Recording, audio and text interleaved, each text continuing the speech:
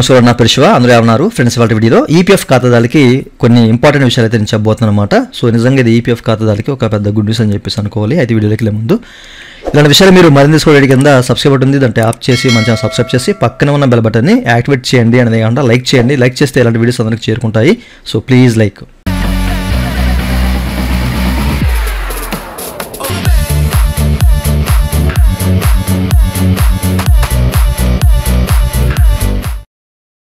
ఇక టాపిక్లోకి వెళ్ళే ముందు ఈపీఎఫ్ సంబంధించినటువంటి క్వైరీ సర్వీస్ కావాలంటే పూర్తిగా పెయిడ్ సర్వీస్లు ఉన్నాయి, నన్నైతే కాంటాక్ట్ అవ్వచ్చు. నా వాట్సాప్ నెంబరు ఈ వీడియో కింద మీకు డిస్క్రిప్షన్లో ప్రొవైడ్ చేశాను. వాట్సాప్ ద్వారా మాత్రమే నన్నైతే కాంటాక్ట్ అవ్వండి. అయితే ఈ వీడియోలో ఈపీఎఫ్ ఖాతాదారులకి వచ్చిన పెద్ద మార్పులు ఏంటి అనేది మీకు ఈ వీడియోలో చూపించబోతున్నాను.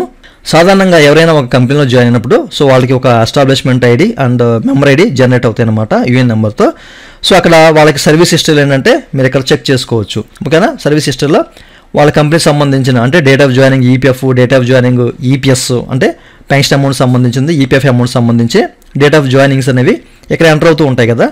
ఒకవేళ మానేస్తే డేట్ ఆఫ్ ఎగ్జిట్ కూడా ఇక్కడ మనకి ఎంటర్ అవుతుంది.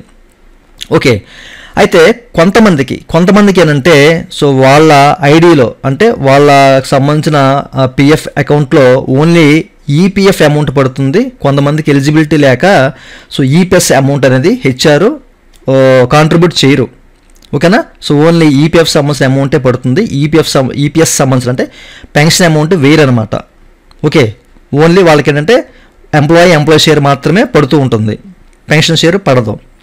అయితే అట్లాంటి వాళ్ళకి ఇన్ కేసు ఓకేనా, సో అట్లాంటి వాళ్ళకి in case date of joining EPS అనేది ఎంటర్ అయింది అనుకోండి.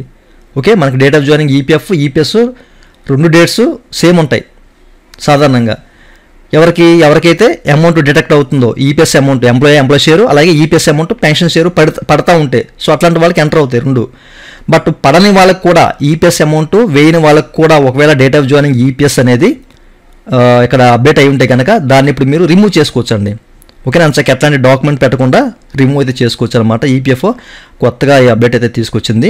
ఓకేనా, ఇది నిజంగా అట్లాంటి ఈపీఎఫ్ ఖాతాదారులకి ఇది ఒక పెద్ద గుడ్ న్యూస్ అని చెప్పేసి అనుకోవాలి. చాలామంది ఉన్నారు ఇట్లాంటి వాళ్ళు. ఒకవేళ వాళ్ళకి ఏంటంటే ఈపీఎస్ అమౌంట్ డిడక్ట్ అంటే కాంట్రిబ్యూట్ కాకపోయినా వాళ్ళకి డేట్ ఆఫ్ జాయినింగ్ ఈపీఎస్ అనేది ఎంటర్ అయిపోయి ఉందన్నమాట. ఓకేనా, అట్లాంటి వాళ్ళు డిలీట్ చేసుకోవడానికి ఇంతకుముందు అవకాశం లేదు. ఓకేనా, అంటే రిమూవ్ చేయడానికి అవకాశం లేదు. సో వాళ్ళు ఫైనల్ సెటిల్మెంట్ చేసినప్పుడు వాళ్ళకి ఎట్లాంటి ఇబ్బందులు వస్తాయి అనమాట. అట్లాగా ఈపీఎస్ సంబంధించిన డేట్ ఆఫ్ జాయినింగ్ ఎగ్జిట్ ఉంది, సో దానికి సంబంధించిన క్లారిఫికేషన్ కావాలని చెప్పేసి ఈపీఎఫ్ ఆఫీసర్లు ఫీల్డ్ ఆఫీసర్ చెక్ చేస్తూ ఉంటారు అనమాట ఫైనల్ సెటిల్మెంట్లో. ఇప్పుడు అలాంటి ఇష్యూ లేకుండా మీరు ఎంచక్గా దీన్ని రిమూవ్ చేసుకోవచ్చు అనమాట. సో మీరు ఇక్కడ చూడొచ్చు.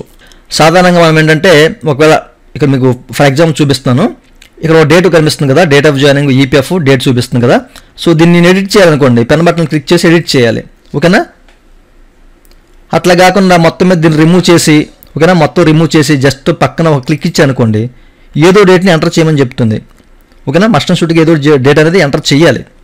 ఓకే, లేకపోతే ఇక్కడ నుంచి వెళ్ళదు. బట్ మీరు కనుక ఇప్పుడు డేట్ ఆఫ్ జాయినింగ్ ఈపీఎస్ అనేది ఈ కాలంలో మీకు డేట్ ఉంటే కనుక ఇన్ కేస్ మీకు పెన్షన్ కాంట్రిబ్యూషన్ పడకుండా మీకు డేట్ ఉంటే కనుక దీన్ని మీరు రిమూవ్ చేసుకోవచ్చు. ఏదైనా డేట్ ఉందనుకోండి, ఆ డేట్ని జస్ట్ మీరు రిమూవ్ చేసేసి జస్ట్ పక్కన క్లిక్ ఇచ్చారనుకోండి, మీకు ఇట్లా ఎర్రర్ అయితే చూపిస్తుంది అనమాట ఇక్కడ.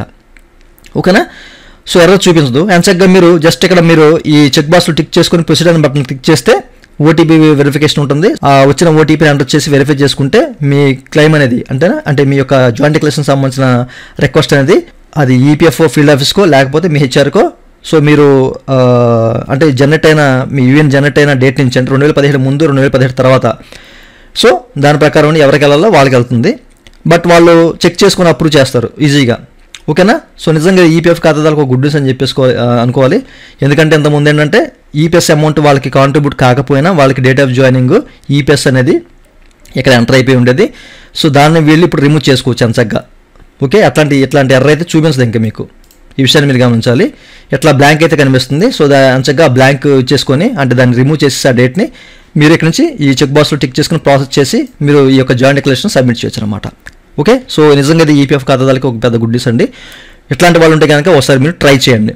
ఓకే, అట్లాగే ఇంకోటి ఏంటంటే ఈ యొక్క జాయింట్ డిక్లరేషన్ సబ్మిట్ చేసేటప్పుడు చాలామందికి ఇష్యూ ఉంటుంది. ఏంటి డేట్ ఆఫ్ జాయినింగ్ కానివ్వండి, డేట్ ఆఫ్ ఎగ్జిట్ కానివ్వండి, దానికి సంబంధించిన రీజన్స్ కానివ్వండి మార్చాలంటే కొన్ని డాక్యుమెంట్స్ అనేవి కావాలి. ఇప్పుడు మనకి 2 డాక్యుమెంట్స్ అయితే అడుగుతున్నారు కంపల్సరీ.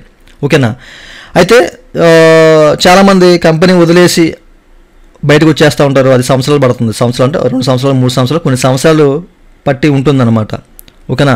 సో అట్లాంటి సందర్భంలో మనం కంపెనీని కాంటాక్ట్ అవ్వలేము, ఆ కంపెనీ ఉంటుందో లేదో తెలియదు, ఇట్లాంటి కొన్ని జరుగుతాయి. ఒక డాక్యుమెంట్ మన దగ్గర ఉంటుంది, ఇంకో డాక్యుమెంట్ ఉండదు. సో అలాంటి సందర్భాల్లో ఏంటంటే ఈపీఎఫ్ ఒక చిన్న అప్డేట్ అయితే తీసుకొచ్చింది మనకి ఈ యొక్క న్యూ ఎస్ఓపిలో. అదేంటంటే సెల్ఫ్ డిక్లరేషన్ అండి. ఓకేనా. Self declaration by employee if matching with the contribution received. ఓకేనా. సో మనం ఎప్పుడైతే కాంట్రిబ్యూషన్ ఉందో, ఇప్పుడు ఎక్కడి వరకు అయితే మనకి కాంట్రిబ్యూషన్ అనేది మనకి ఎంటర్ అయిందో, ఓకేనా, మన ఈపీఎఫ్ పాస్బుక్లో, మన ఈపీఎఫ్ అకౌంట్లో, ఓకే. సో అక్కడ వరకు మనం ఏంటంటే date of joining are date of exit అనేది మనం చేంజ్ చేసుకోవచ్చు వితౌట్ డాక్యుమెంట్, అంటే హెచ్ఆర్ నుంచి మనం డాక్యుమెంట్ తెచ్చుకోకుండా. ఓకే. యూజువల్ మీకు క్లియర్ అదే, సెల్ఫ్ డిక్లరేషన్ అనేది మనం ఇవ్వచ్చు అనమాట. ఒకటి జస్ట్ మనం పేపర్ మీద రాసి సో సోన్ ఈ డేట్ నుంచి ఈ డేట్ నుంచి జాయిన్ అయ్యాను, ఓకేనా, జస్ట్ టైప్ చేసుకొని మనం ఒక సెల్ఫ్ డిక్లరేషన్ అనేది మన ఈపీఎఫ్ ఆఫీస్కి మనం సబ్మిట్ చేయొచ్చు. ఓకేనా. దాంతోపాటు ఇంకో డాక్యుమెంట్ ఏదైనా మనం చూసుకోవాలి, ఎంప్లాయీ రిజిస్టర్ కానివ్వండి, అటెండెన్స్ కానివ్వండి, రిజిగ్నేషన్ లెటర్ కానివ్వండి, లేకపోతే ఎనీ డాక్యుమెంట్. ఓకేనా. ఇట్లాంటివి మనం ఇంకో డాక్యుమెంట్ చూసుకోవాలి. బట్ సెకండ్ డాక్యుమెంట్గా మనం సెల్ఫ్ డిక్లరేషన్ అనేది ఇస్తే సరిపోతుంది అనమాట. ఓకే.